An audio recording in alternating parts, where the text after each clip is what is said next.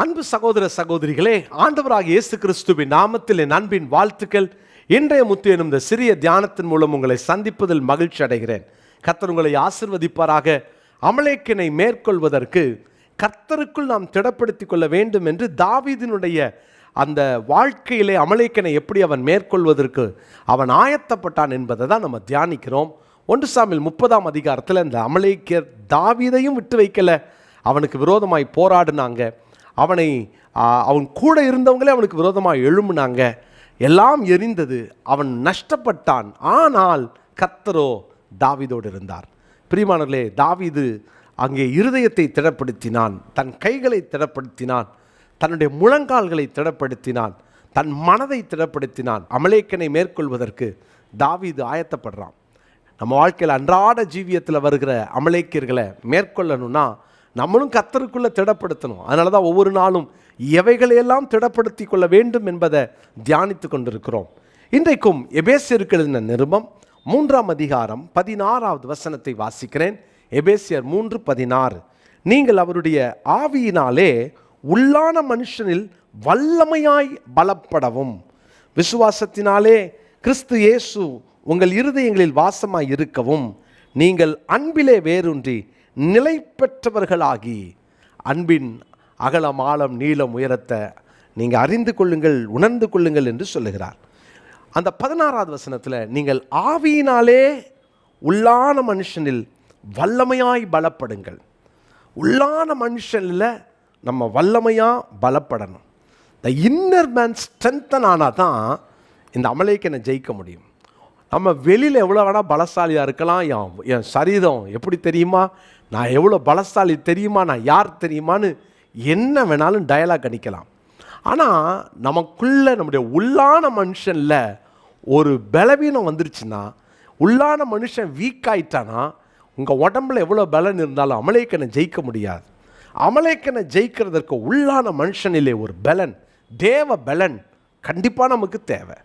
எனக்கு அருமையான தேவனுடைய பிள்ளைகளே, நீங்கள் உள்ளான மனுஷனில் பலனாக இருக்கிறீங்களா? உள்ளான மனுஷனில் பலனாக இருந்தாங்கன்னா அவங்க அமலேக்கன் வந்தால் அவன் தந்திரங்களை அறிந்து கொள்வாங்க, அவனோடு எதிர்த்து நிற்பாங்க, அவனை மேற்கொள்வதற்கான அந்த எல்லா யுக்தியையும் அவர்கள் கையாளுவாங்க. இன்றைக்கி நிறைய பேர் இந்த இன்னர் மேன் வீக்காக இருக்கிறதுனால தான் உடனே பின்வாங்கிடுவாங்க, விசுவாசத்தை விட்டு விழுந்துருவாங்க. அவங்களால ஒரு சின்ன ஒரு தீர்மானத்தில் கூட அவங்களால நிற்க முடியாது. உங்களுக்கு இப்படிப்பட்ட பிரச்சனை இருக்குதா? ஜெபிக்க முடியல, பைபிளை திறந்தா ஒரு அதிகாரம் படிக்க முடியல, நான் எடுக்கிற தீர்மானத்தில் நிற்க முடியல, என்னால் கர்த்தருக்காக ஊழியம் செய்ய முடியல, இதெல்லாம் முடியல இந்த ஸ்பிரிச்சுவலாக எதெல்லாம் முடியலன்னு நினைக்கிறீங்களோ, அப்போ நீங்களே தெரிஞ்சுக்கோங்க, என் இன்னர் மேன் வீக்காக இருக்கிறான்னு தெரிஞ்சுக்கோங்க. எப்போல்லாம் இன்னர் மேன் அந்த உள்ளான மனுஷன் வீக்காக இருக்கிறானோ அப்போல்லாம் உங்களால் மேற்கொள்ள முடியாத ஒரு நிலைக்கு தள்ளப்படுறீங்க. அருமையான தேவனுடைய பிள்ளைகளே, உள்ளான மனுஷனிலே வல்லமையாய் பலப்படணும். எபேசியர் 6ஆம் அதிகாரம் 10வது வசனத்தை வாசிக்கிறேன். கடைசியாக என் சகோதரரே, கர்த்தரிலும் அவருடைய சத்துவத்தின் வல்லமையிலும் பலப்படுங்கள். அவருடைய சத்துவத்தின் வல்லமையில் பலப்படுங்கள், கர்த்தரிலே பலப்படுங்க. இதை தான் தாவீது செஞ்சான். கர்த்தருக்குள் தன்னை திடப்படுத்தி கொண்டான். ஏன்னா அவனுடைய இன்னர் மேன் ஸ்ட்ராங் ஆகிடுச்சு, ஸ்ட்ரென்த் ஆகிட்டான். இதுக்கு மேலே அவனை யாரும் மேற்கொள்ள முடியாது. அந்த கிருபையை கர்த்தர் இந்த வார்த்தை கேட்கிறவங்களுக்கு தருவாராக. அப்போஸ்தலர் நடபடிகள் 1ஆம் அதிகாரம் 8ஆம் வசனத்தில் வாசிக்கிறோம், பரிசுத்த ஆவி உங்களிடத்தில் வரும்போது நீங்கள் பலன் அடைந்து எருசலேமிலும் யூதேயாவிலும் சமாரியாவிலும் பூமியின் கடைசி பரியந்தம் எனக்கு சாட்சியாக இருப்பீர்கள். பரிசுத்த ஆவியானவர் வந்தால் தான் பலப்பட முடியும். ஸ்ட்ரென்த்தே அந்த பரிசுத்த ஆவியானுடைய அனாயிண்டிங்கில் தான்.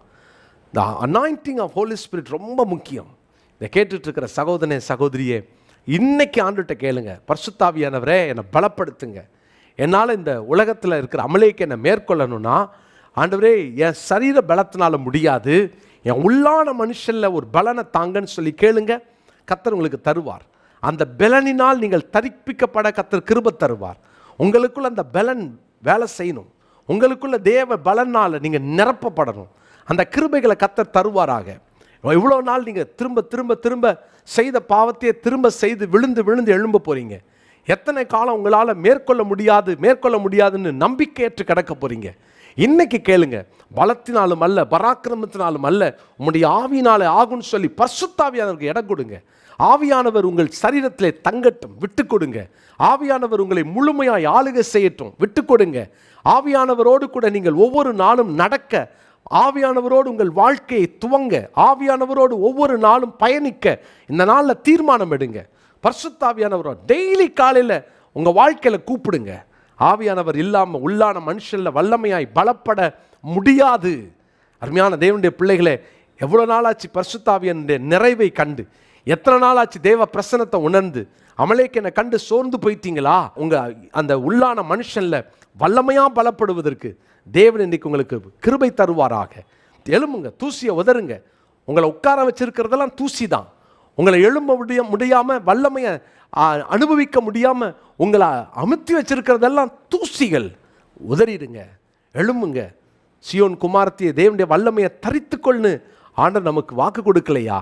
இன்னைக்கு அந்த வல்லமையை தேவன் நமக்கு தந்தருளுவாராக.